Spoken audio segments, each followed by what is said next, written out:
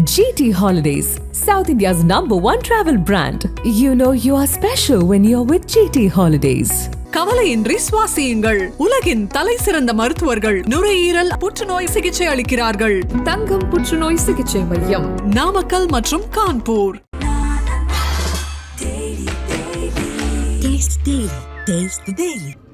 So எனக்கு தெரிஞ்சு கேப்டனையும் விஜய் அவர்களையும் நம்ம கம்பாரிசன் பண்ண முடியாது, பண்ணக்கூடாது. ஏன்னு கேட்டிங்கன்னா, ஸோ அவர் உடல்நிலை சரியில்லாததுனால தான் அவரால் அந்த பொலிட்டிக்கலை அவர் நினைச்ச இடத்துக்கு போக முடியல. பட் விஜய் சாருக்கு இன்னைக்கு ஏஜ் 20 வருஷம் அவர் சந்திக்கலாம், ஏஜ் இருக்கு. ஆனால் எடுத்த உடனே அவர் ஆட்சிக்கு வந்துடுவார், முதலமைச்சர் ஆயிடுவாருங்கிறது சினிமாக்காரங்களுக்கு ஒரு உதவி, ஒரு கஷ்டம் அப்படின்னா ஃபோன் பண்ணால் செய்கிறதுக்கு ஒரு ஆள் இருந்துச்சு, இப்போ இல்லை. அப்போ அரசியலில் எப்படி உதவி செய்வாங்க? நேரடியா போய் மக்களை சந்திக்காம அலுவலகத்துக்கு கூட்டு அவங்களுக்கு நிவாரண உதவிகளை வழங்குறதா இருக்கும். எவ்வளவு நாள் சார் இதே பண்ணிட்டு இருக்க முடியும்? ஏன் இதே கேப்டன் உள்ள இறங்கலையா? ஏன் வேட்டியை மடிச்சு கட்டிட்டு 2015 சாதாரண ஒரு செருப்பு போட்டு தெருவில் நடந்து போலையா, தண்ணியில் நடந்து போலையா, சாக்கடை தண்ணியில் நடந்து போலையா? எனக்கு தெரிஞ்சு அவர் போயிருக்கணுங்க. ஏங்க நீங்க கோவாவுக்கு ஏர்போர்ட் டிரான்ஸ்போர்ட்ல திரிசாவோட போறீங்க, கூட்டணி வரும்போது இவர் சிஎம் கேண்டிடேட்டா நிப்பாரா? இல்ல மாநாட்டுல நம்ம பேசினபடி எல்லாமே நடக்குமா? அதாவது கேப்டனோட யாருமே கம்பேர் பண்ண முடியாது. ஏன்னா கூட இருந்து பார்த்துருக்கிறேன், அவ்வளவு பேருக்கு உதவி செஞ்சிருக்கிறாரு. வலது கை கொடுக்கறது இடது கைக்கு தெரியக்கூடாதுன்னு நினைப்பாரு. But Vijay sir question mark தான். இந்த ஈரோடு பை எலெக்ஷன்ல அவரு நின்னாருன்னா அவருடைய கெப்பாசிட்டி தெரிஞ்சு போயிடும். நிக்கல அப்படின்னா ஒரு போடும்போதே இவ்வளவு விளம்பரம் தேடுறீங்களே, அப்புறம் நீங்க உதவி செஞ்சீங்கன்னா எவ்வளவு விளம்பரம் தேடுவீங்க? அது செய்யக்கூடாதுங்கிற. நீங்க அப்போ ரூட் லெவல் வரைக்கும் போகணும். நீங்க விழுப்புரம் போயிருக்கணும், கடலூர் போயிருக்கணும், கிருஷ்ணகிரி போயிருக்கணும், திருவண்ணாமலை போயிருக்கணும். ஸோ வரும்போதே அவர் நிச்சயமாக என்னுடைய கணிப்பு திமுக ரொம்ப டார்ச்சர் கொடுத்தா.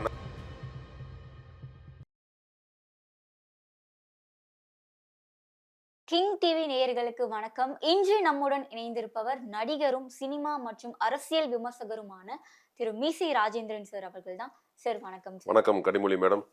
கிங் யூடியூப் நேயர்களுக்கு என்னுடைய அன்பான வணக்கம். என்னுடைய முதல் இன்டர்வியூ. எப்படி இருக்கீங்க? சொல்லுங்க. நல்லா இருக்கேன் சார், நீங்க எப்படி இருக்கீங்க? நல்லா இருக்கிறேன் மேடம். சரி, இப்போ நம்ம எதை பத்தி பேச போறோம் அப்படின்னா, விஜய் அவர்களோட பொலிட்டிக்கல் என்ட்ரிலாம் நிறைய பேசிட்டாங்க சார்.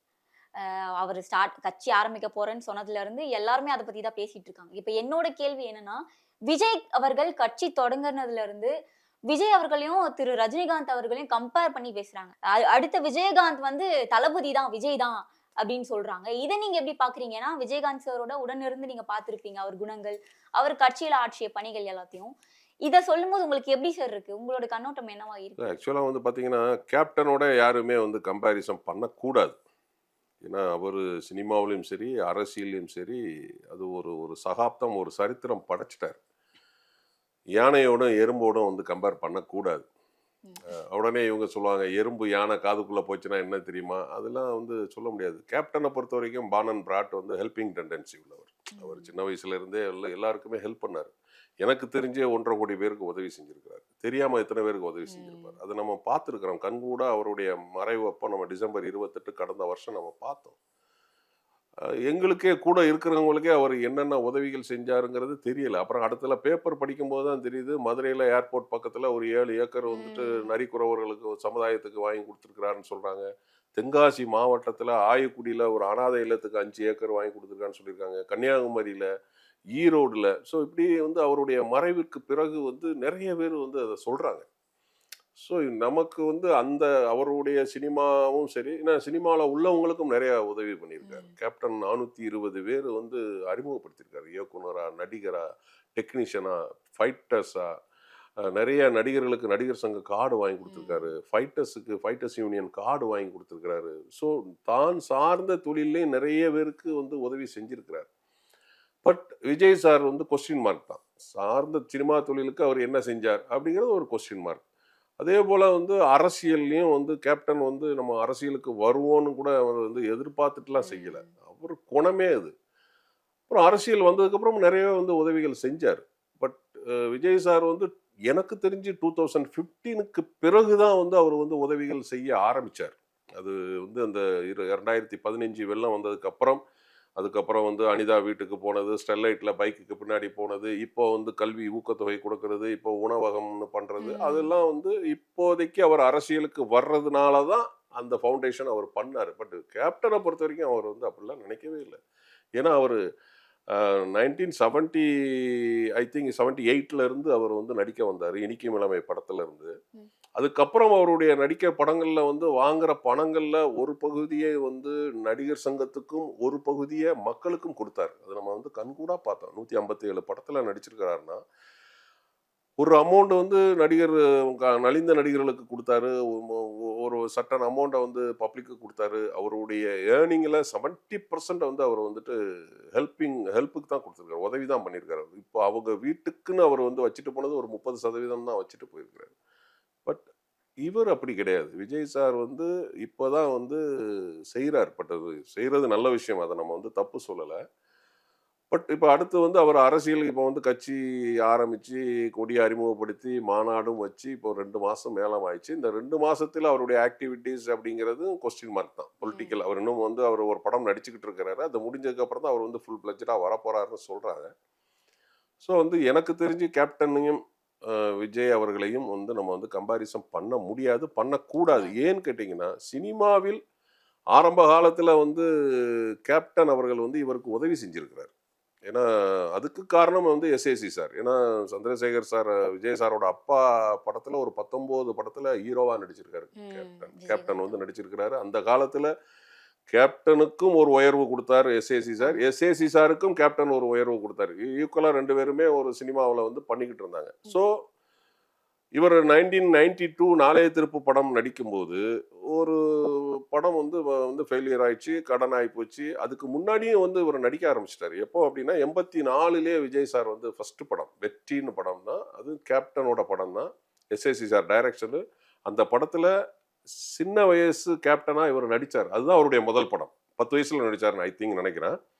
அதன் பிறகு வந்து 92 வந்து அவர் ஹீரோவாக நடித்தார். அதுக்கப்புறம் வந்துட்டு பார்த்தீங்கன்னா அவருக்கு செட்பேக் ஆச்சு, கடன் ஆச்சு. ஏன்னா இது விஜய் சாரே என்கிட்ட சொல்லியிருக்கிறார். அடையாறில் அவரை சந்திக்கும் போது, அவருடைய அலுவலகத்தில் நான் விஜய் சாரை சந்திக்கும் போது சாரே என்கிட்ட சொல்லியிருக்கிறார். அப்போ என்ன சொன்னாருன்னா, நாளைய திருப்பு படம் முடிஞ்சதுக்கப்புறம் எங்களுக்கு கடன் ஆகிப்போச்சு, ஐ திங்க் 45 லட்சம் ஏதோ சொன்னார்.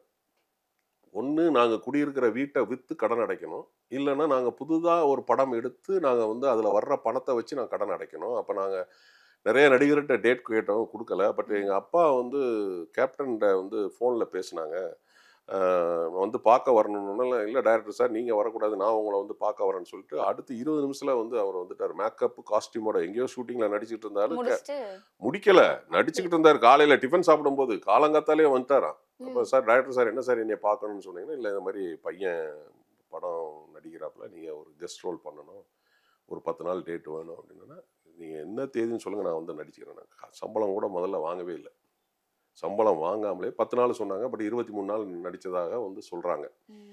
செந்தூர பாண்டி அந்த படம்.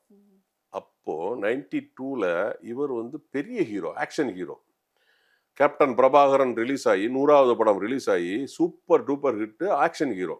ஏன்னா பொதுவாகவே நடிகர்களுடைய 100வது படம் ஓடுனதா சரித்திரம் கிடையாது. அது எம்ஜிஆர் சாரோட படம் 100வது படம் ஆகட்டும், ஒளி விளக்காகட்டும், சிவாஜி சாரோட நவராத்திரி ஆகட்டும், நம்மளுடைய கமல் சாரோட ராஜபாரவி ஆகட்டும், இவருடைய ரஜினி சாரோட ராகவேந்திரா, எதுவுமே ஓடுனதில்லை. பட் இவருடைய படம் கேப்டனுடைய 100வது படம் சூப்பர் டூப்பர் ஹிட்டு. அப்போ ஒரு ஆக்ஷன் ஹீரோ அவர் வந்து ஒரு கெஸ்ட் ரோல் பண்ணுறாரு.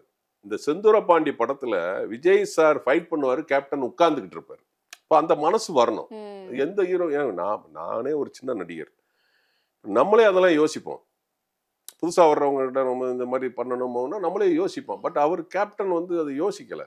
நம்ம பையன் வரணும் சார், டைரக்டர் சார் உங்கள் பையன் சார், நம்ம பையன் சார் வரணும் சார் அப்படின்னு அதை வந்து பண்ணி கொடுத்தாரு, நடித்து கொடுத்தாரு. இன்னைக்கு வந்து இது விஜய் சாரே சொன்னது, பட்டி தொட்டிலாம் நீ என்னை விஜயின்னு கொண்டு போய் சேர்த்தது செந்தூர பாண்டி அண்ணன் தான், கேப்டன் தான், அண்ணன் தான் சொன்னார், அண்ணன் தான் சேர்த்தாரு அப்படின்னு சொல்லி. அப்போது சினிமாவிலையும் இவருக்கு ஒரு சப்போர்ட்டாக இருந்தார்.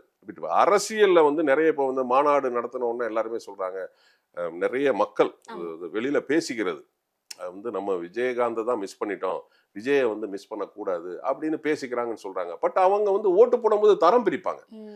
கேப்டன் என்ன செஞ்சார், அவர் அரசியலில் இருக்கும்போது என்ன செஞ்சார், சினிமாவில் இருக்கும்போது என்ன செஞ்சார், மக்களுக்கு என்ன செஞ்சார், விஜய் சார் என்ன செஞ்சார், ஸோ ரெண்டையுமே தரம் பிரித்து பார்ப்பாங்க. அப்போ வந்து அன்னைக்கு வேணால் மாநாடு நடக்கும்போது வேணால் சொல்லலாம் நாங்கள் வந்து ஓட்டு போடலான்னு. பட் அந்த ஓட்டு போடுற நேரத்தில் அவன் என்ன முடிவு எடுக்கிறாங்கிறத நம்ம பார்க்கணும். ஸோ வந்து நம்ம வந்து 2 பேருமே வந்து நம்ம நிச்சயமாக சொல்கிறேன், கேப்டனோட யாருமே கம்பேர் பண்ண முடியாது. ஏன்னா கூட இருந்து பார்த்துருக்குறேன். அவ்வளோ பேருக்கு உதவி செஞ்சுருக்கிறாரு. வலது கை கொடுக்கறது இடது கைக்கு தெரியக்கூடாதுன்னு நினைப்பாரு. நம்ம ஏன்னா எனக்கு தெரிஞ்சே நான் சினிமாவில் 9 பேருக்கு என் மூலமாக உதவி செஞ்சுருக்காரு. ஏன்னா டிசம்பர் 28ஆம் தேதி கடந்த வருடம் வந்து தலைவர் மறைகிறாரு. அதுக்கு முன்னாடி 24ஆம் தேதி போண்டாமணி அண்ணனுக்கு அவர் டெத்து அது கேள்விப்பட்டு என் மூலமாக தான் வந்து வந்து பண உதவி செஞ்சார். ஸோ அப்படிலாம் வந்து நிறைய பேருக்கு என் மூலமாகவே சினிமாவில் இருக்கவங்களுக்கு 9 பேருக்கு செஞ்சுருக்கிறாரு. ஏன்னா ஒரு தடவைலாம் காலையில் 8 மணிக்கு ஃபோன் பண்ணுறாரு, எங்கே இருக்கிறீங்க, ஷூட்டிங் இருக்கான்னு கேட்குறாரு கேப்டன். இல்லை கேப்டன் வீட்டில் தான் இருக்கிறேன். ஆஃபீஸ் வர்றதுக்கு எவ்வளோ நேரம் ஆகுங்கிறாரு. ஒரு 20 மினிட்ஸ் ஆகும் கேப்டன் அப்படின்னா. உடனே ஆஃபீஸ்க்கு வாங்க அப்படிங்கிறாரு. நான் ஆஃபீஸ் போகிறேன். ஆஃபீஸில் யாருமே இல்லை. காலையில் 8:30 மணி 8:20 இருக்கும். இங்கே ஆஃபீஸ் பாய் மட்டும் இருக்கிறாப்புல, வேறு யாருமே கிடையாது. கேப்டன் மேலே இருக்காருங்கிறாங்க. நான் மேலே போகிறேன், லுங்கி ஷர்ட்டு. அவரே செல்ஃபாக டிரைவிங் பண்ணிட்டு வந்திருக்கிறாரு. வந்தவர் என்ன பண்ணுறாரு, வாங்கன்னு சொல்லிட்டு உட்காருங்க. நான் எப்போவுமே கேப்டன் முன்னாடி உட்கார மாட்டேன். சொல்லுங்கள் கேப்டன் என்ன விஷயம்னா, ஒரு 100 ரூபா கிட்ட எடுத்து வைக்கிறார். 10,000 ரூபாய். நீங்கள் என்ன பண்ணுறீங்க, நம்ம தேனி குஞ்சரம்மாள் அப்படின்னு ஒரு நடிகை இறந்துட்டாங்க. யாருன்னு கேட்டிங்கன்னா, திருப்பாச்சி படத்தில் விஜய் சாருக்கு பாட்டியாக வருவாங்க. அவங்க வந்து KK நகரில் 13வது செக்டார் 143 டோர் நம்பர். கரெக்டாக எனக்கு ஞாபகம் இருக்குது, நல்லா ஞாபகம் இருக்குது. 13வது செக்டார் 143 டோர் நம்பர். அங்கே அந்த அம்மா இறந்துட்டாங்க. நீங்கள் போய் அவங்களுக்கு வந்து மரியாதை பண்ணிவிட்டு, அந்த அம்மாவோட பொண்ணு பேர் சாந்தி. அவங்க தான் எனக்கு ஃபோன் பண்ணாங்க. நீங்கள் என்ன பண்ணுறீங்க, மலர்வளையம் அது மரியாதை பண்ணிவிட்டு சாந்தி யாருன்னு கேட்டு அங்கே வச்சு பணம் கொடுக்காதீங்க, ரூமுக்குள்ளேயோ வீட்டுக்குள்ளேயோ கூப்பிட்டு போய் கேப்டன் இந்த பணத்தை கொடுக்க சொன்னார், 10,000 ரூபாய் கொடுக்க சொன்னார்னு சொல்லிட்டு கொடுங்க. வேறு எதுவும் தேவைப்பட்டால் எனக்கு ஃபோன் பண்ண சொல்லுங்கள். ஸோ இப்போ உள்ள காலங்களில் 10,000 ரூபாய் கொடுத்தா அவன் வந்து பப்ளிசிட்டி பண்ணுவான். இது நான் சொல்கிறது எனக்கு தெரிஞ்சு ஒரு 20 வருஷத்துக்கு முன்னாடி.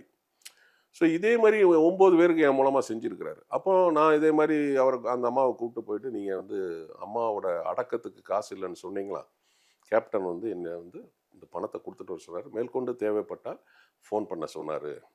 ஸோ அந்த நேரங்களில் சினிமாக்காரங்களுக்கு ஒரு உதவி ஒரு கஷ்டம் அப்படின்னா ஃபோன் பண்ணால் செய்கிறதுக்கு ஒரு ஆள் இருந்துச்சு. இப்போ இல்லை, சினிமாக்காரங்களே இல்லைங்கும்போது அப்போ அரசியலில் வந்து எப்படி உதவி செய்வாங்க? இருக்க பட்சத்துல எனக்கு என்ன தோணுதுன்னா, இப்போ விஜயகாந்த் சார் அவர்கள் வந்து நம்ம சினிமா வயசா எடுத்துக்கிட்டாலும் பொலிட்டிக்கல் வயசா எடுத்துக்கிட்டாலும் ஹெல்ப் பண்ண விகிதம் பாத்தீங்கன்னா அதிகமா இருக்கு. பட் விஜய் அவர்களை நம்ம பார்த்தோம்னா சினிமால நடிக்கும் போதே அவர் என்ன உதவிகள் பண்ணியிருக்காரு அப்படின்றது ஒரு கொஸ்டின் மார்க்கா தான் இருக்கு. அப்படி இருக்கும்போது விஜயகாந்த் சார் அவர்களை ஏத்துக்கிட்ட அந்த அளவுக்கு மக்கள் வந்து விஜய் அவர்களை ஏத்துப்பாங்க நீங்க நினைக்கிறீங்களா? இல்லை, அதுதான் சொல்றேன்ல, அது வந்து கஷ்டம்தான். ஏன்னா அவன் தரம் பிரித்து பார்ப்பாங்க. இப்போ உள்ள வந்து மக்கள்லாம் வந்து சாதாரணம் கிடையாது. ஏன்னா செல்ஃபோன்லேயே எல்லாமே வந்துடுது. அது நம்ம ஒரு செல்ஃபோன் கையிலேயே எல்லாமே இருக்குது. யார் யார் என்ன செஞ்சாங்க, என்ன செய்கிறாங்க, என்ன செய்ய போகிறாங்கங்கிறது எல்லாருமே இருக்குது. ஸோ வந்து நம்ம அது வந்து வர்றதுக்கு வாய்ப்புகள் கிடையாது, அது செய்கிறதுக்கும் வாய்ப்புகள் கிடையாது. ஏன்னா நிறைய பேரே சொல்கிறாங்களே, இப்போ நம்ம சினிமா சார்ந்தவங்களே வந்து நிறைய பேர் சொல்கிறாங்களே, விஜய் சார் வந்து சினிமாவில் உள்ளவங்களுக்கே செய்யலை, அரசியல் அவர் வந்து என்ன செய்ய போகிறாரு, சரி பார்க்கலாம், வெயிட் அண்ட் சி, என்ன செய்கிறாருன்னு பார்ப்போம், அதுக்கு வந்து கொஞ்சம் வெயிட் பண்ணணும் காலம் வந்து. பட் இன்னொரு விஷயம், நீங்கள் இன்னைக்கு வந்து தமிழ்நாடு பொலிட்டிக்கலில் 2 கட்சி வந்து சாலிடாக வந்து ஒரு ஓட் பேங்க் வச்சுருக்கிறாங்க. இதை ஓவர்லுக் பண்ணி அவர் வரணுங்கிறதும் கஷ்டமான விஷயம். இன்னொரு விஷயம் வந்து நம்ம தமிழ்நாடு மக்கள் மைண்ட் செட் ஆகியிருக்காங்க. 1949 உதயசூரியன் ஒரு சின்னத்துக்கு மைண்ட் செட் ஆகிட்டாங்க. 72 ரெட்டைலேன்னு ஒரு சின்னத்துக்கு வந்து மைண்ட் செட் ஆகிட்டாங்க. இதை 2ஐயும் ஓவர்லுக் பண்ணி இன்னொரு சின்னம் வரணும். பட் இந்த 2ஐயும் ஓவர்லுக் பண்ணி கேப்டன் வந்தார். ஃபர்ஸ்ட் எலெக்ஷன்லேயே ஒரு எம்எல்ஏ ஆனார். அப்புறம் 2வது எலெக்ஷனில் வந்து பார்த்தீங்கன்னா எதிர்கட்சி தலைவனார் ஆனார். ஸோ அவர் உடல்நிலை சரியில்லாததுனால தான் அவரால் வந்து அந்த பொலிட்டிக்கலை வந்து அவர் நினைச்ச இடத்துக்கு போக முடியல. பட் விஜய் சாருக்கு இன்னைக்கு ஏஜ் இருக்குது. ஏன்னா இப்போ வந்து பார்த்தீங்கன்னா இன்னும் 4 தேர்தல் அவரை சந்திக்கலாம், இன்னும் 20 வருஷம் அவர் சந்திக்கலாம், ஏஜ் இருக்குது. ஸோ நம்ம அதை வந்து அவர் வந்து நம்ம காலம் ஆனால் எடுத்த உடனே அவர் ஆட்சிக்கு வந்துடுவார், முதலமைச்சர் ஆயிடுவாருங்கிறது கஷ்டமான விஷயம். ஆனா இப்போவே அவருக்கு வந்து ரசிகர்கள் பட்டாளம்ல இருந்து மக்களோட ஆதரவுன்றது கொஞ்சம் அதிகமா இருக்கு அப்படின்னு வச்சுக்கோமே. அதுக்கு என்ன காரணமா சார் இருக்கும்? இருக்கிறவங்க என்ன பண்ணிட்டாரு, அவருக்கு ஏன் இவ்வளவு இது இருக்கு அப்படின்றது ஒண்ணு, பண்ண வேண்டியவங்க எதுவுமே பண்ணல அப்படின்றதுனால இவருக்கு இவ்வளவு இருக்கா அப்படின்றது ஒரு கேள்வி சார். மக்கள் ஆதரவு இருக்குன்னு நீங்க தான் சொல்றீங்க. நம்ம வந்து ஓட்டு போடும்போது தான் அதை பார்க்கணும். இப்போ வந்து நான் என்னுடைய அரசியல் அனுபவத்தில் சொல்கிறேன், ஃப்ரெஷ் ஓட்டர்ஸ் வேணால் அவருக்கு ஓட்டு போடுவாங்க. ஓட்டு போட்டுக்கிட்டு இருக்கவங்க வந்து பார்த்தீங்கன்னா கொஞ்சம் யோசிப்பாங்க. ஃப்ரெஷ்ஷாக வர்றாங்க பாருங்கள், அவங்க ஓட்டு போடுவாங்க. ஆனால் அந்த ஃப்ரெஷ் ஓட்டர்ஸ் வந்து ஒரு ஒரு சர்டன் பர்சன்டேஜ் தான் இருக்கும். அது வந்து ஆட்சி அமைக்கிறதுக்கு அந்த ஓட் பேங்க் செட் ஆகாது. இவர் வந்து நீங்கள் சொல்கிறீங்க, சில 1-2 ஃபேமிலி லேடிஸ் வேணால் வந்து சொல்லுவாங்க. இப்போ வந்து சின்ன பசங்க சொல்லுவாங்க, சின்ன பசங்களும் ஓட்டு இருக்காது. இப்போ வீட்டில் இருக்கிறாங்கன்னா குழந்தைகளே வந்து இப்போ அன்னைக்கு கூட ஒருத்தர் வந்து இன்டர்வியூ கொடுக்கும்போது சொல்கிறாரு, ஒரு காங்கிரஸில் பெரிய தலைவர் சேமா வேலுச்சாமின்னு, ஏன் பேரன் பேத்திலாம் விஜய் சாருக்கு ரசிகர் ஆனால் அவங்களுக்கு ஓட்டு கிடையாது. ரசிகராக இருப்பாங்க ஆனால் ஓட்டு கிடையாது. ஸோ அதெல்லாம் நம்ம யோசிக்கணும். ஸோ வந்து இவர் வந்து அவ்வளோ ஓட்டு வந்துடும் போயிடும் அப்படின்லாம் நம்ம முடியாது. இப்போ இவருக்கு விஜய் சாருக்கு என்னை பொறுத்த வரைக்கும் கேட்டிங்கன்னா பொலிட்டிக்கலில் மிகப்பெரிய ஒரு எக்ஸாம் வந்து இந்த ஈரோடு பை எலெக்ஷன். இந்த ஈரோடு பை எலெக்ஷனில் அவர் நின்னாருன்னா அவருடைய கெப்பாசிட்டி தெரிஞ்சு போயிடும். நிற்கலை அப்படின்னா அடுத்து வந்து அவர் எப்போ முதல்ல சொல்லிட்டாரு, 26 தான் என்னுடைய எய்மு அப்படின்னு சொல்லியிருக்கிறாரு. பட் இப்போ அவர் கட்சி ஆரம்பிச்சிட்டாரு, கட்சி கொடியையும் அறிமுகப்படுத்திட்டாரு, கட்சிக்காரங்களையும் எல்லா பக்கமும் பேச ஆரம்பிச்சிட்டாங்க. அப்போ இவர் வந்து அந்த இடத்துல அவர் நிற்கணும், அவருடைய கெப்பாசிட்டியை காட்டணும். ஸோ இது இப்போ ஒரு நல்ல ஒரு பொலிட்டிக்கல் மூவ்மெண்ட் அப்படின்னா அவர் ஈரோடில் அவர் நிற்கணும். பட் என்னைய பொறுத்த வரைக்கும் கேட்டீங்கன்னா அதுதான் சொல்றேன், அப்படி நிற்கலைன்னா அவர் வந்து 26 வெயிட் பண்ணணும். 26ல் அவருடைய தனியாக நின்று அவருடைய பலத்தை நிரூபிக்கணும். ஆனால் அவர் தனியாக நிற்பாரா அப்படிங்கிறது கொஸ்டின் மார்க். அது காலத்தின் சூழல் எப்படியோ, அந்த காலகட்டம் எப்படியோ. ஏன்னா அவர் திடீர்னு கூட வந்துட்டு ஏப்பா ஆந்திராவில் பவன் கல்யாண் நின்னாரு, துணை முதலமைச்சராக ஆயிட்டாரு, நம்மளும் வந்து ஒரு கூட்டணி போயிட்டு நம்மளும் ஒரு டிமாண்ட் பண்ணி ஒரு துணை முதலமைச்சராக வாங்கலாம் அப்படி கூட நடக்கலாம், மேபி இருக்கலாம். அது இப்போ சொல்ல முடியாது. அந்த காலகட்டத்தில் அரசியல் எலெக்ஷன் வரக்கூடிய 3 மாதத்துக்கு முன்னாடி அப்போ என்ன நடக்குது. ஆனால் ஒரு விஷயம், இந்த தேர்தல் விஜய் சாரை சுற்றி தேர்தல் இருக்கும், அது மாற்று கருத்தே கிடையாது. அது நீங்கள் டெய்லி நியூஸ் பேப்பர் எடுத்தாலும் சரி, டிவி சேனல் எடுத்தாலும் சரி, அந்த எலெக்ஷன் டயத்தில் ஒரு 2 மாதத்துக்கு அவரை சுற்றி அரசியல் நடக்கும், பேச்சு இருக்கும். அவர் என்ன முடிவு எடுக்கிறாரோ அப்போ வந்து அது தெரியும். பட் தனியாக நின்று ஆட்சியை பிடிப்பாரா அப்படிங்கிறது கொஸ்டின் மார்க். சார், இப்போ கட்சி ஆரம்பிச்சதுல இருந்தே நேரடியா போய் மக்களை சந்திக்காம, இப்ப நம்ம ஒரு எக்ஸாம்பிளுக்கு எடுத்துக்கிட்டோம்னா, இந்த திருவண்ணாமலை நிலச்சரிவின் போது கூட பாதிக்கப்பட்ட மக்களை நேர்ல சென்று பார்க்கல. ஏன்னு அதுக்கு ஒரு ரீசன் சொல்றாரு. என்னன்னா, நான் வந்தா க்ரௌட் வந்துரும், அதனால நான் வரல, அங்க ஒரு இஷ்யூ ஆகும், அதனால நான் வரல, அலுவலகத்துக்கு கூட்டு வந்து அவங்களுக்கு நிவாரண உதவிகளை வழங்குறதா இருக்கட்டும். எவ்வளவு நாள் சார் இதே பண்ணிட்டு இருக்க முடியும்? இல்லை, இது நான் கூட கேட்டேன். இதுல நம்ம எல்லாருக்குமான தலைவர் டாக்டர் அம்பேத்கர் அந்த நிகழ்ச்சியில பேசும்போது சொன்னார், சம்பிரதாயத்துக்காக நான் வந்து அறிக்கை விட வேண்டியிருக்கு, சம்பிரதாயத்துக்காக நான் வந்து இது பண்ண வேண்டியிருக்கு, அது வேற என்ன பண்ணுறது, அரசியல் அப்படி தான் பண்ண வேண்டியிருக்கு அப்படின்னு சொல்லி அவர் ஒத்துக்கிறாரு. அதாவது ஆனால் நேரில் போகணும். நீங்கள் வந்து நடிகர் இல்லை, இப்போது அரசியல் ஆயிட்டீங்க, தலைவர் ஆயிட்டீங்க, நீங்கள் களத்துக்கு போகணும், இறங்கி வேலை செய்யணும்.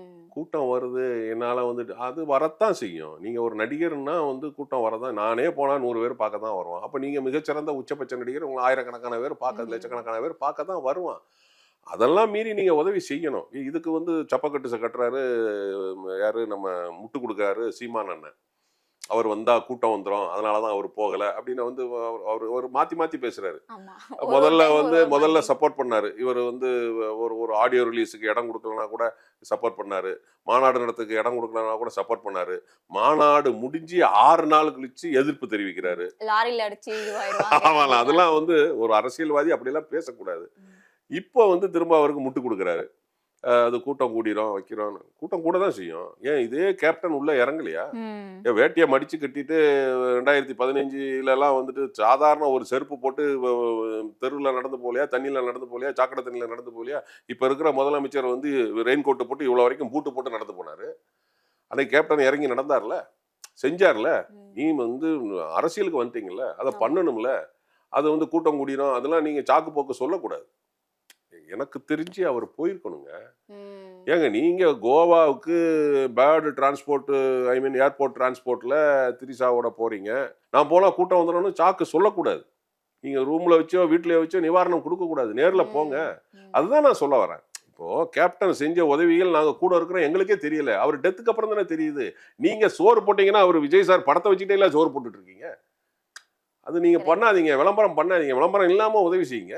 விளம்பரம் இல்லாம பண்ணா அவங்க எப்படி சார் ரீச் ஆக முடியும்? ஏங்க நீங்க வந்து விஜய் சார் இதுல இருந்து தான் சாப்பாடு போடுறாங்கன்னு சொல்றீங்க. அது அவங்க சொல்லிட்டு போறான். இப்ப சாப்பிட்டவன் 4 பேர்ட்ட சொல்லிட்டு போறான். இதை எதுக்கு நீங்க போட்டோ வச்சுக்கிட்டே சோறு போடும்போது போட்டாவையும் கூடயே வச்சுட்டு ஏன் போறீங்க? போட்டோ எடுக்கணும்ன்றதுக்காக தான் சார் பண்றோம். அப்படி சொன்னா நீங்க என்ன பண்ணுவீங்க? அது பண்ணக்கூடாதுங்கிறேன். சோறு போடும்போது சோறை மட்டும் போடுங்க. அவர் போட்டாவே வச்சுக்கிட்டு ஏங்க போறீங்க? அது பண்ணக்கூடாதுங்கிறேன். சோறு போடும்போதே இவ்வளவு விளம்பரம் தேடுறீங்களே, அப்புறம் நீங்க உதவி செஞ்சீங்கன்னா எவ்வளவு விளம்பரம் தேடுவீங்க? அது செய்யக்கூடாதுங்கிறேன். நீங்க அப்போ ரூட் லெவல் வரைக்கும் போகணும். நீங்க வந்து விழுப்புரம் போயிருக்கணும், கடலூர் போயிருக்கணும், கிருஷ்ணகிரி போயிருக்கணும், திருவண்ணாமலை போயிருக்கணும். போகணும்ல. நீங்க தூத்துக்குடி போனீங்கல்ல? நீங்க போனீங்கல்ல தூத்துக்குடிக்கு? என்னைக்கு போனீங்க? எனக்கு நல்லா ஞாபகம் இருக்கு. டிசம்பர் 28 தலைவர் இதுக்கு நீங்க ராத்திரி வர்றீங்க. 29 நீங்க தூத்துக்குடிக்கு போய் நிவாரணம் கொடுக்குறீங்க. வெள்ள நிவாரணம் கொண்டு போய் தூத்துக்குடியில ஸ்பாட்ல கொண்டு போய் கொடுத்தீங்க. அப்ப தூத்துக்குடி மக்களுக்கு ஒண்ணு செய்றீங்க, கடலூர் மாவட்டத்துல மக்களுக்கும், விழுப்புரம் மாவட்ட மக்களுக்கும், திருவண்ணாமலை மாவட்ட மக்களுக்கும் நீங்க செய்ய மாட்டீங்களா? கேள்வி கேட்பாங்கல்ல. நானே கேள்வி கேட்கும்போது அப்ப வந்து திமுகல இன்னைக்கு வந்து பயந்துகிட்டு இருக்கிறவங்க நிறைய பேர் அதை கேட்பாங்கல்ல. அப்ப நீங்க ரூட் லெவல் வரைக்கும் போகணும்ல. அப்ப விஜய் வந்து அரசியல் வந்துட்டாருன்னு திமுகலயும் சரி அதிமுகலயும் சரி பயப்படுறாங்களா சார்? அதிமுக வந்து பேசவே இல்லையே. ஏன்னா இப்ப ஆளுங்கட்சியா இருக்கிறது திமுக. அப்ப நீங்க அரசியல் பண்ணணும்னா மாநிலத்துல ஆளுங்கட்சியா இருக்கிற, மத்தியில ஆளுங்கட்சியா இருக்கிற கட்சியை தான் பேச முடியும். அதுதான் முறை. அப்ப இவர் வந்து பேசுறாங்க. இப்ப அதுக்கு வந்து இப்ப நிறைய திமுக அமைச்சர்களும் சரி, திமுக பேச்சாளர்களும் சரி, ரொம்ப இப்ப எதிர்வினை கருத்துக்களை ரொம்ப மோசமாகவும் கொடுத்துக்கிட்டு இருக்கிறாங்க. இப்ப நான்லாம் வந்து ஒரு 2-3 பேர்கள் சொல்ல வேண்டியதுல திமுகவோட அவரெல்லாம் வந்து பேசி ஜெயிலுக்கெல்லாம் போனவர் தான். ரொம்ப விஜய் சாரை பத்தி தரக்குறைவெல்லாம் பேசுறாங்க. அது ஒரு பயம் வந்துச்சுன்னு தானே அர்த்தம். நீங்க பயம் வரலன்னா இந்த மாதிரி பேச வேண்டிய அவசியம் இல்லை. அதை கடந்து போயிட்டே இருக்க வேண்டியது தானே. புரியுதுங்களா? அது ஒரு பயம் இருக்கத்தான் செய்யுது. என்னைய பொறுத்த வரைக்கும் கேட்டீங்கன்னா, விஜய் சார் தனியா நின்னாருன்னா ஜெயிக்கிறவங்க தோப்பாங்க, தோக்குறவங்க ஜெயிப்பாங்க. ஏன்னா ஒரு ஃப்ரெஷ் ஓட்டர்ஸ் அட்டாக் பண்றாரு, பிளஸ் லேடிஸ் ஓட்டும் கொஞ்சம் வரும். பிளஸ் இதுல நிறைய பாதிக்கக்கூடியது யாருன்னு கேட்டீங்கன்னா அண்ணன் சீமான் அவர்களும் அந்த அண்ணாமலை அவர்களும் தான். ஏன்னா நிறைய வந்து அவங்களுக்கும் ஓட்டு சிதறும். அதனால வந்து இவர் இறங்கி போகணும், செய்யணும். இப்போ அவரை கேட்டா நான் இன்னொரு படம் நடிக்க வேண்டியிருக்கு, அது முடிச்சதுக்கு அப்புறம் வருவேன்னு சொல்லுவார். அதனால அதை நம்ம பார்க்கணும். ஒரு பக்கம் விஜய் அவர்களோட அரசியல் பயணம் இருந்தாலும் இன்னொரு பக்கம் தேமுதிகவோட அரசியல் நிலைப்பாடு எப்படி சார் இருக்கும்? இந்த பை எலெக்ஷன் வருது ஈரோட்ல, தனித்து போட்டியிடுவாங்களா? இப்போ நம்ம விருதுநகர் மாவட்டத்துல எம்பி எலெக்ஷன் வந்த மாதிரி விஜய பிரபாகரன் அவர்கள் நிக்கிறதுக்கு வாய்ப்பு இருக்கா? இல்ல பை எலெக்ஷன்ல இவங்க ஆளுங்க எதிர்கட்சி ஏடிஎம்கே கூட கூட்டணி இருக்குமா, இல்ல தனித்து நிப்பாங்க? அது 26 வரைக்கும் அதிமுக கூட்டணி தான். நம்ம இப்ப கடந்த பாராளுமன்ற தேர்தலில் 5 சீட்ல அதிமுக கூட்டணியில நின்னோம். அதுலதான் தம்பி விஜய பிரபாகர் அங்க விருதுநகர்ல நின்னாரு. ஜெயிச்சதை தோத்ததா அறிவிச்சாங்க. அது எல்லாமே நம்ம பார்த்துட்டு ஒரு 4000 ஓட்டுகள் தான் கம்மியா. ஆமா, அதெல்லாம் வந்து பாத்தீங்கன்னா இதுக்கு முன்னாடியே நம்ம வந்து நிறைய பார்த்திருக்கோம். சிவகங்கையில வந்து ராஜகண்ணப்பன் ஜெயிச்சதை வந்து சிதம்பரம் ஜெயிச்சதா அறிவிச்சாங்க. ராதாபுரத்துல இப்போ இருக்கிற சபாநாயகர் அப்பாவு அவர்கள் ஜெயிச்சதை தோத்ததா அறிவிச்சாங்க. தூத்துக்குடியில திரு பெரியசாமி அவர்கள் தோத்ததை ஜெயிச்சதா அறிவிச்சாங்க. நிறைய இதுக்கு முன்னாடி உதாரணங்கள்லாம் இருக்கு. அதனால அது ஜெயிச்சது தான், அது தோத்ததா அறிவிச்சுட்டாங்க. அது இப்போ வந்து வழக்கு இருக்கு, எலெக்ஷன் கமிஷன்லையும் வந்து கம்ப்ளைண்ட் கொடுத்துருக்குறாங்க, நீதிமன்றத்தையும் நாடி இருக்கிறாங்க. ஸோ அது ஒரு பக்கம் இருந்தாலும் எங்களுடைய கூட்டணி அந்நியார் தெளிவாக சொல்லியிருக்காங்க. 26லயும் நாங்கள் அதிமுக கூட்டணி தானே. இப்போ அதிமுக முடிவு இப்போ அதுதான் மேஜர் எங்களுக்கு தலைமை. அப்போ அவங்க தான் நிற்பாங்க, அவங்களுக்கு நாங்கள் வந்து சப்போர்ட் பண்ணுவோம். அதுதான் முறை. 100% நிப்பாங்க. விக்கிரவாண்டியில அவங்க நிக்கல தவிர இதுல நின்னுதான் ஆவாங்க. ஏன்னா இன்னும் ஒரு 6 மாத காலம், 1 வருஷ காலத்துல உங்களுக்கு எலெக்ஷன் வரப்போகுது. 1 வருஷத்துக்கு எலெக்ஷன் வரும்போது நிச்சயமா அவங்க நிக்கதான் செய்வாங்க. விக்கிரவாண்டியில நிக்காததுக்கு பல காரணங்கள் இருக்கும். அது நமக்கு தெரியாது, அது சொல்ல வேண்டியது இல்லை. பட் இந்த ஈரோடை பொறுத்த வரைக்கும் நிச்சயமாக நிற்பாங்க. ஏன்னா போன வாட்டி அவங்க நின்னாங்க, கிட்டத்தட்ட 48,000 ஓட்டு வாங்கினாங்க. ஸோ இந்த வாட்டி வந்து அதிகமாக தான் வாங்குவாங்க. ஏன்னா இன்னைக்கு இருக்கிற அரசியல் சூழல் அப்படி இருக்கு, அதிருப்தி இருக்கு நிறைய. அது நீங்க கூட கேட்கலாம் என்ன அதிருப்தின்னு. இன்னைக்கு வந்து பாத்தீங்கன்னா பெங்கல் புயல்ல வந்து பாத்தீங்கன்னா நிறைய மாவட்டங்கள் வந்து நிறைய கிட்டத்தட்ட அவங்க கணக்கு சொல்றதை பார்த்தா 1.5 கோடி பேருக்கு மேல பாதிக்கப்பட்டிருக்காங்கன்னு சொல்றாங்க 4-5 மாவட்டத்துல. ஸோ இப்போ நீங்க இந்த 2000 ரூபா தான் நிவாரணம் கொடுக்குறீங்க. இந்த பக்கத்துல பாண்டிச்சேரியில் 5000 ரூபா கொடுக்குறாங்க. அப்போ நீங்க வந்து 5000 ரூபா கொடுத்தானே எல்லாருமே கேள்வி கேட்குறாங்க. சரியா? உடனே இவங்க வந்து என்ன, அதாவது இன்னைக்கு கூட ஒரு நீர்வளத்துறை அமைச்சர் மூத்த அரசியல்வாதி திரு துரைமுருகன் சொல்றாரு, சென்னைக்கு வந்து ஆரஞ்சு அலர்ட் போட்டிருக்காங்க அப்படின்னு. அவர் வந்து நக்கலா கிண்டலா வந்து சொல்றாரு, ஆரஞ்சு போட்டானே ஆப்பிள் போட்டானே, செம்பரம்பாக்கம் ஏரியா ஒன்றும் பண்ண முடியாது, இதெல்லாம் சொல்லக்கூடாது. நீங்கள் 3 மணி நேரம் 4 மணி நேரம் மழை பெஞ்சாலே சென்னை தாங்க மாட்டேங்குது. அது யார் ஆட்சிக்கு வந்தாலும் அப்படித்தான். ஏன்னா சென்னை அப்படி ஆகிப்போச்சு. நீர் போகிறதெல்லாம் ஆக்கிரமிப்பு பண்ணி நம்ம வீடை கட்டிட்டாங்க, எல்லாம் பண்ணிட்டாங்க, காலேஜை கட்டிட்டாங்க, எல்லாம் பண்ணிட்டாங்க. பட் ஏன் வார்த்தைகளை விடுறீங்க? இந்த பிரியா அவர்கள் என்ன சொல்கிறாங்க, நாங்கள் 4000 கோடி செலவு பண்ணோன்னாங்க, கடந்த இதுலேயே சொன்னாங்க. அந்த 4000 கோடி எங்கே போச்சு? திரு உதயநிதி ஸ்டாலின் அவர்கள் நான் இந்த ஒரு 4 வார்த்தை அதை கூட வந்து பேப்பரில் படித்து எழுதி வச்சுட்டு படிக்காரு. நாங்கள் கடந்த இந்த வெள்ளத்தில் 1600 இந்த மோட்டார்களை வச்சு நாங்கள் நீரை வெளியேற்றினோம். இது ஒரு 4 லைனு. இதை வந்து இதை பார்த்து தான் படிக்கணுமா? இப்போ கூட நான் ஒரு கூட மீம்ஸ் கூட பார்த்தேன். பெங்கல் புயலுக்கு நிவாரணம் 2000 கோடிங்கிறத வந்து இவர் வந்து எழுதி வச்சு கொடுக்காங்களாம், படிக்கிறாராம். பொங்கல் புலிசாதான் 2000 கோடின்னு ஒரு மீம்ஸ் பார்த்தேன் நான். இல்லை பார்த்தேன்னு சொல்கிறேன். ஸோ அந்த அளவுக்கு உங்களை வந்து அவங்க வந்து இப்போ பேச ஆரம்பிச்சிட்டாங்கல்ல. ஸோ நீங்கள் வந்து அப்போ இதில் அதிருப்தி ஆகிட்டாங்க. ஸோ மக்கள் வந்து அதிருப்தி ஆகிட்டாங்க. ஸோ ஈரோட்டில் வந்து எங்களுடைய கூட்டணி அதிமுகவில் தான். 2026லையும் அது அதிமுக கூட்டணி தான். அது வந்து அந்நியார் அவர்கள் தெளிவாக சொல்லிட்டாங்க. நிலைப்பாடுங்கிறது இதுதான். இந்த 26ல் அதிமுகவோட கூட்டணி, அது எத்தனை ஓட்டு எத்தனை எம்எல்ஏ சீட்டு கொடுக்குறாங்கங்கிறது அதிமுக தலைமையும் எங்களுடைய பொதுச் செயலாளர் அந்நியார் அவர்களும் சேர்ந்து முடிவெடுக்கிறது. அது அந்த நேரத்தில் என்னன்னு அவங்க முடிவெடுத்துருவாங்க. ஓகே சார், இறுதி கேள்வி சார். இப்போ விஜய் அவர்கள் அரசியல் வந்ததுக்கு அப்புறமா இவங்க கூட கூட்டணி இருக்குமோ, இவங்க கூட கூட்டணி இருக்குமோ, பிஜேபியா என்டிகேவா அப்படின்னு நிறைய பேசும் பொருளா இருக்கு. நீங்க என்ன நினைக்கிறீங்க? இன்கேஸ் கூட்டணி வச்சா இவங்க கூட வைக்க வாய்ப்பு இருக்கு அப்படின்னா எந்த கட்சி கூட கூட்டணி வைக்க? என்னுடைய கணிப்பு, நீங்க திமுக எவ்வளவு இவரை டார்ச்சர் பண்றாங்களோ அவ்வளவுக்கு அவ்வளவு ஒரு அதிமுக பக்கம் போறதுக்கு வாய்ப்பு இருக்கு. என்னுடைய கணிப்பு, அரசியல் பாயிண்ட் ஆஃப் வியூ, என்னுடைய பாயிண்ட் ஆஃப் வியூல நான் சொல்றேன். எந்த அளவுக்கு நீங்க அவரை டார்ச்சர் கொடுக்குறீங்களோ அப்போ ஆட்டோமேட்டிக்கா அவர் வந்து அதிமுகவோட தான் போவார். ஸோ இன்னும் அவரை வந்து, ஏன்னா அவரை வந்து சினிமாவில் மிக அருமையான ஒரு ஹீரோ, உலகத் தமிழர்கள் அத்தனை பேரும் விரும்பக்கூடிய ஹீரோ, சினிமாவில் தனக்குன்னு ஒரு இடத்த தக்க வச்சவர். ஸோ அந்த கால்குலேட்டட் மைண்டட் அவர் நிச்சயமாக அரசியலையும் வச்சிருப்பார். சும்மா ஒன்றும் கண்மூடித்தனமாக ஒரு 180 கோடி 200 கோடி சொல்கிறாங்க, 200 கோடி 250 கண்டு சொல்கிறாங்க. அவர் கூட இருக்கிறவங்க 300 கோடிங்கிறாங்க. அது எவ்வளவுன்னு நமக்கு தெரியாது. இருந்தாலும் ஒரு பெரிய ஒரு சம்பளத்தை விட்டுட்டு அவர் வர்றாரு. ஸோ அப்படி அவர் வர்றவர் வந்து கால்குலேஷன் இல்லாமல்லாம் இறங்கி வரமாட்டார். ஸோ ஏதோ ஒரு கால்குலேஷனோட தான் அவர் வருவார். ஸோ வரும்போதே வந்து அவர் வந்து நிச்சயமாக, என்னுடைய கணிப்பு, திமுக ரொம்ப டார்ச்சர் கொடுத்தா அதிமுகவோட கூட்டணி போயிடுவார். அப்போ அதிமுகவோட கூட்டணி வந்து ஒரு ஸ்ட்ராங் கூட்டணி வரும். ஸோ அதிமுக கூட கூட்டணி வரும்போது இவர் சிஎம் கேண்டிடேட்டா நிப்பாரா இல்ல? அப்படி வரமாட்டாருங்க. அது நம்ம மாநாட்டில் நம்ம பேசினபடி எல்லாமே நடக்குமா?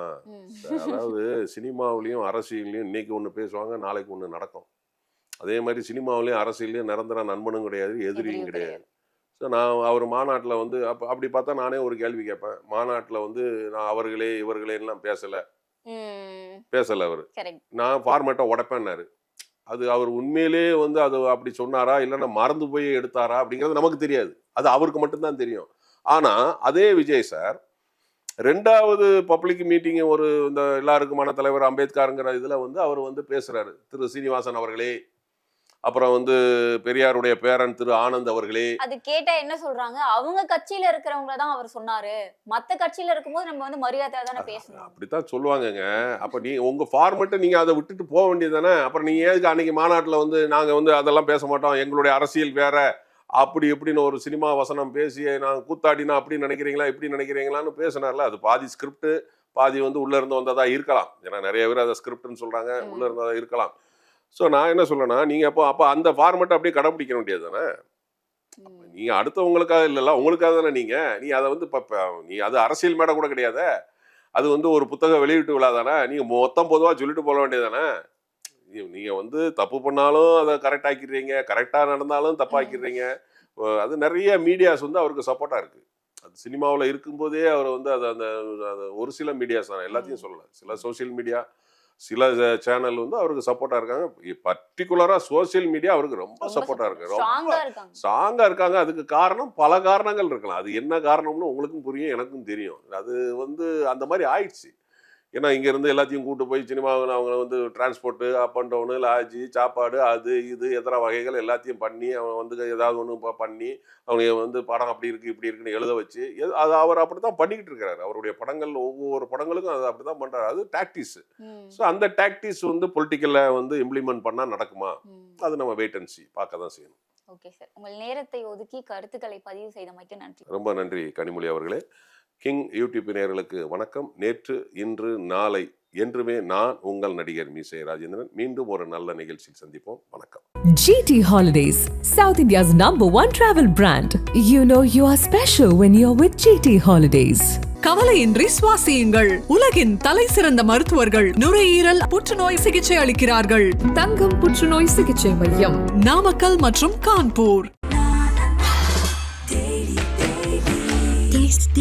Taste the Daily.